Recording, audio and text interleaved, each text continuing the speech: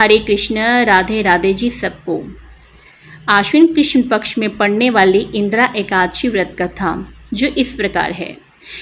एक बार धर्मराज युधिष्ठिर कहने लगे कि हे भगवान, आश्विन कृष्ण एकादशी का क्या नाम है, इसकी विधि तथा फल क्या है, सो कृपा करके कहिए। तब भगवान श्री कृष्ण जी कहने लगे कि इस एकादशी का नाम इंदिरा एकादशी है। यह एकादशी पापों को नष्ट करने वाली तथा पितरों को अधोगति से मुक्ति देने वाली होती है। हे राजन, ध्यानपूर्वक इसकी कथा सुनो। इसके सुनने मात्र से ही वाजपेयी यज्ञ का फल मिलता है। प्राचीन काल में सतयुग के समय में महिष्मती नाम की एक नगरी में इंद्रसेन नाम का एक प्रतापी राजा धर्मपूर्वक अपनी प्रजा का पालन करते हुए शासन करता था। वह राजा पुत्र, पौत्र और धन आदि से संपन्न और विष्णु का परम भक्त था। एक दिन जब राजा सुखपूर्वक अपनी सभा में बैठा था तो आकाश मार्ग से महर्षि नारद उतरकर उसकी सभा में आए। राजा उन्हें देखते हुए ही हाथ जोड़कर खड़ा हो गया और विधि पूर्वक आसन में अर्घ्य दिया।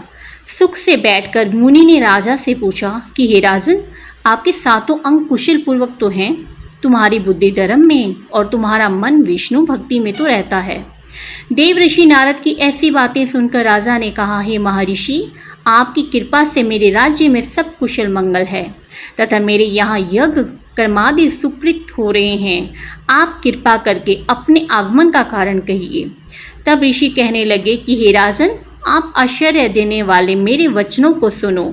मैं एक समय ब्रह्मलोक से यमलोक को गया। वहाँ श्रद्धापूर्वक यमराज से पूजित होकर मैंने धर्मशील और सत्यवान धर्मराज की प्रशंसा की। उसी यमराज की सभा में महान ज्ञानी और धर्मात्मा तुम्हारे पिता को एकादशी का व्रत भंग होने के कारण देखा। उन्होंने संदेशा दिया, सो मैं तुम्हें कहता हूँ। उन्होंने कहा कि पूर्व जन्म में कोई विघ्न हो जाने के कारण मैं यमराज के निकट रह रहा हूँ। सो हे पुत्र, यदि तुम आश्विन कृष्ण इंदिरा एकादशी का व्रत मेरे निमित्त करो तो मुझे स्वर्ग की प्राप्ति हो सकती है। इतना सुनकर राजा कहने लगा कि हे महर्षि, आप इस व्रत की विधि मुझसे कहिए। नारद जी कहने लगे, आश्विन की माह की कृष्ण पक्ष की एक दशमी के दिन प्रातःकाल श्रद्धापूर्वक स्नानादि से निर्वृत्त होकर पुनः दोपहर को नदी आदि में जाकर स्नान करें। फिर श्रद्धापूर्वक पितरों का श्राद्ध करें और एक बार भोजन करें। प्रातःकाल होने पर एकादशी के दिन दातुन आदि करके स्नान करें। फिर व्रत के नियमों को भक्तिपूर्वक ग्रहण करता हुआ प्रतिज्ञा करें कि मैं आज संपूर्ण भोगों को त्याग कर निराहार एकादशी का व्रत करूँगा। हे अच्युत, हे पुंडरीकाक्ष, मैं आपकी शरण में हूँ, आप मेरी रक्षा कीजिए। इस प्रकार नियम पूर्वक शालिग्राम की मूर्ति के आगे विधि पूर्वक श्राद्ध करके योग्य ब्राह्मणों को फलाहार का भोजन कराएं और दक्षिणा दें। पितरों के श्राद्ध से जो बच जाए उसको सूंघ कर गौ को दें तथा धूप, दीप, गंध, पुष्प, नैवेद्य आदि सब सामग्री से ऋषिकेश भगवान का पूजन करें। रात में भगवान के निकट जागरण करें। इसके पश्चात द्वादशी के दिन प्रातःकाल होने पर भगवान का पूजन करके ब्राह्मणों को भोजन कराएं। भाई बंधुओं और स्त्री और पुत्र सहित आप भी मौन होकर भोजन करें। नारद जी कहने लगे कि हे राजन, इस विधि से यदि तुम आलस्य रहित होकर इस एकादशी का व्रत करोगे तो तुम्हारे पिता भी अवश्य ही स्वर्गलोक को जाएंगे। इतना कहकर नारद जी अंतर्ध्यान हो गए।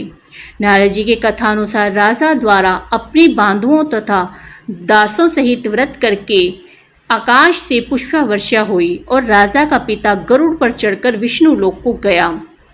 राजा इंद्रसेन भी एकादशी के व्रत के प्रभाव से निष्कंटक राज्य करके अंत में अपने पुत्र को सिंहासन पर बैठाकर स्वर्गलोक को ले गया।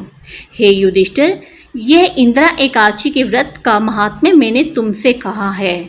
इसके पढ़ने और सुनने से मनुष्य सब पापों से छूट जाता है और सब प्रकार के भोगों को भोग कर वैकुंठ को प्राप्त होता है। इसी के साथ यह इंदिरा एकादशी व्रत कथा समाप्त होती है। अगर आप भी इंदिरा एकादशी का व्रत करके अपने पितरों के निमित्त करते हैं, उसका फल तो अवश्य ही आपके पितरों को मोक्ष की प्राप्ति होती है और उनका स्वर्ग में वास होता है। इसी के साथ यह कथा समाप्त होती है। हरि बोल, हरि बोल, हरि बोल। राधे राधे जी सबको।